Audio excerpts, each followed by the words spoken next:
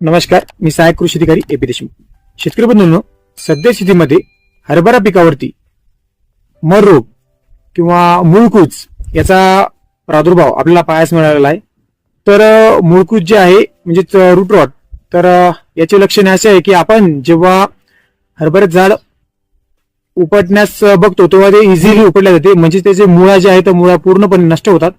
तर आपल्या शेतामध्ये सुद्धा मूळकूजचा प्रादुर्भाव आढळून आला असेल तर आपण जी रोगग्रस्त झाडं आहेत ही झाडं मुळासकट उपटून काढावी.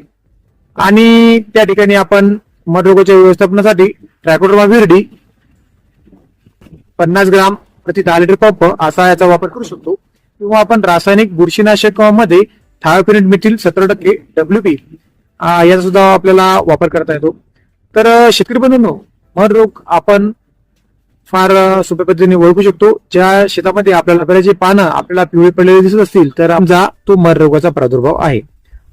सोबतच आपण मर रोग किंवा मूळकूज म्हणजेच आपण त्याला रूट रॉट म्हणतो, या रोगाचा प्रादुर्भाव आपल्याला आढळून आलेला आहे.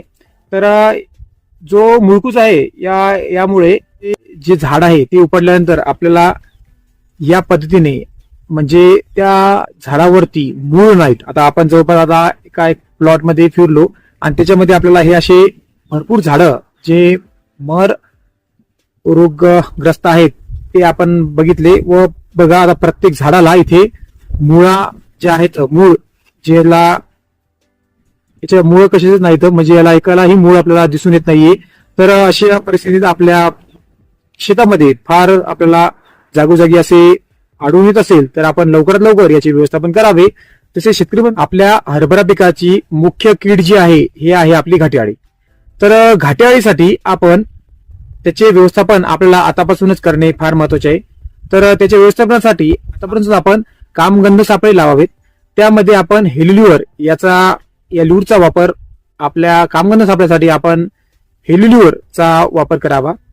सोबत आपल्या शेतामध्ये आपण पक्षी थांबे, आपल्या हरभऱ्याच्या शेतामध्ये पक्षी थांबे सुद्धा लावणे फार महत्वाचे आहे. पक्षी थांब्यामुळे काय होते, हे जे पक्षी आहेत ह्या ज्या आपल्या पिकावरील ज्या अळ्या असतील ह्या अळ्या वेचून खायचं हे पक्षी काम करतात. म्हणजे नैसर्गिकरित्या आपल्या पिकावरील किडीचं व्यवस्थापन हे पक्षी करतात. त्यामुळे शेतकरी बंधूंनो, आपल्याला व्यवस्थापन आपल्या पिकावरचे हे नैसर्गिकरित्या करणे फार महत्वाचे. नैसर्गिकरित्या व्यवस्थापन आपण करत असल्यास आपल्या रासायनिक निविष्ठावरती होणारा जो खर्च आहे हा आपण कमी करू शकतो व नैसर्गिकरित्या चांगल्या पद्धतीने आपलं पिकाचे आपण व्यवस्थापन करता येते. तर अशा पद्धतीने आपल्या हरभरा पिकातील कीड व रोगाचे आपण निरीक्षणे घेऊन व्यवस्थापन करावे. तर सर्व शेतकरी बंधूंचे धन्यवाद.